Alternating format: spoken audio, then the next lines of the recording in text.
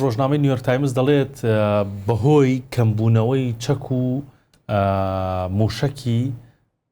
ئەمریکیەوە ناوەندە سەربازی ئەمریکەکان لەسەر ترسیان لێ نیشتووە. جا ترسەکەش دڵڕاستیە بۆ من کە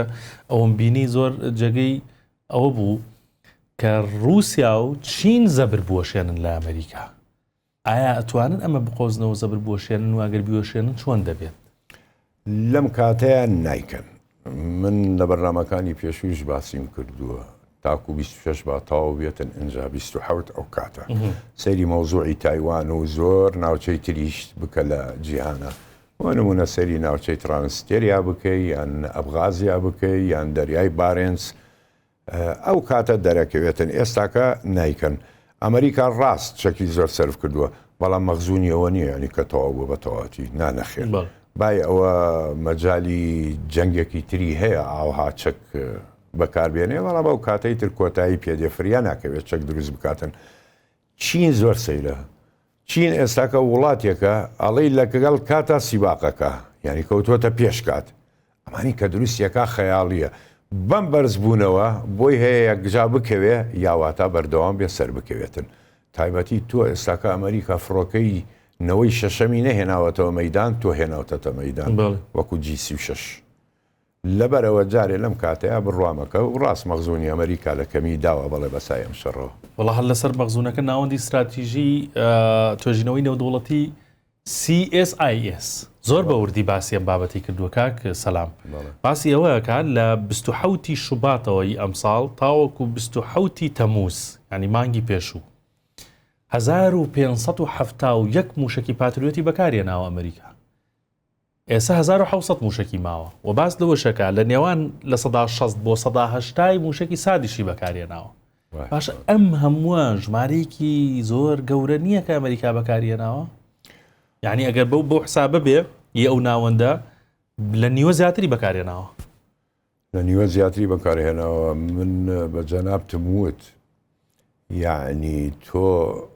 ترامپ بە قسەی جەنەراڵەکانت نەکرد حیساباتی ئەوەت نەکرد ئێران چەند موشکی هەیە و چەندێکی تری بۆ دێ لە وڵاتانی تر وەکو چین و کۆریەوە ئەوانەوە یعنی هەتاکو لە بەرنامەیە وابزانم باسی موشکێکی ئێرانیم کرد خۆڕەم شەهر چوار کە لە تەلەوی بەداتن کەسەی ڤیدیۆکەم کرد 11 پاتریۆتیان بۆی تێگر بۆی بیخەنەخوا بۆ یەک موشک 11 پاتریۆتی تێگرت 11 پاتریۆت آخر بۆ یەک ئاخریشی لێی نەدا لە عەرزیدا موشەکە ئێرانیەکە ئەمە سەرفە. من ڕاست پێتەڵم پاتریۆت کە تێگری بۆ موشکیان بۆ فڕۆکە یەک موشک تێ ناگری پێتم وتوە لە نێوان دوو تاکوسیە بەڵام بە دوو ئەبێ بیخیتە خوارەوە ئەوە غەڵەت قبوڵ ناکاتن.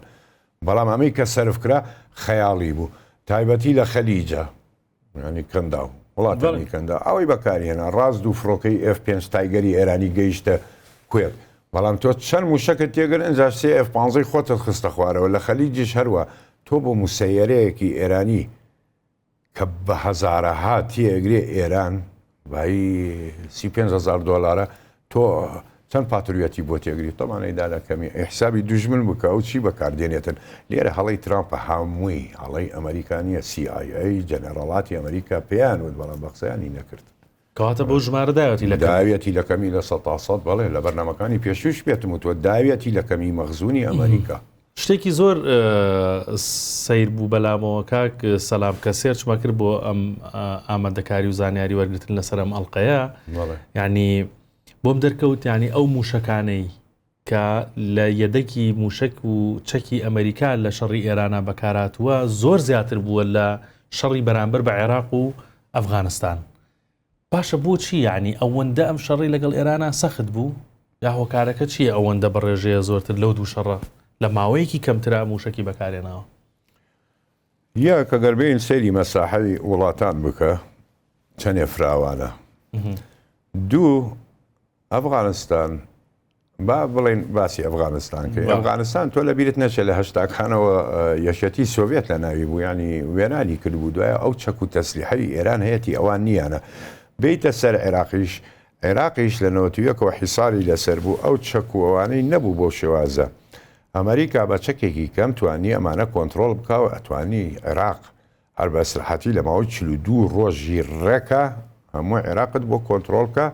جگەلەوەی کە چەکی قرس بەکاربێنێتن بە تانکۆوانە هاتە ژوورەوە ئەم وڵاتانە چۆن پێت بڵم ئەمریکا تۆ ئەتەوێ ئێران بڕوخێنی ئەبێ لە ناوە هاوکاری هەبێتن دابەشی بکەی ئەفغانستان کرد بوو تۆ لەگەڵ چێ شەرتەکە لەگەڵ تاالبانە بەڵام چەند لایەکی کە هەبوو لەگەڵ تۆیا بوو ئەمریکا لە ناوەوە دەیتە سەر عێراق هەرعینی حاڵەت لە ئێران کەسی نییە لە ناو کەسی نییە لە ناوە لە عێراقا سێ پارچە بوو بۆ عێراق تۆ بەس پارچەی ناوەندیت هەیە کە کۆنتترۆلی بکەی کە تەواو بۆ تۆ سەخت نییە ئەو هەموو چەکە بەکاربیێنی بەڵام لە ئێران تۆ چێت هەیە لە ناوەوە هاوکاریت بکاتن ناوچەیەکت بۆ کۆنتترۆل بکاتن کە تۆ چەکی لێ سرف نەکەیت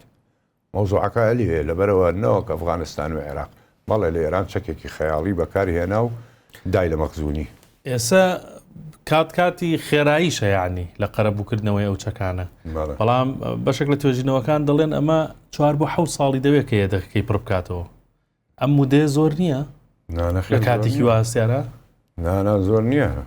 ئەگەر بە 4 ساڵ بتوانێت پڕی بکاتەوە ئەمریکا زۆر کەوتە پێشەوە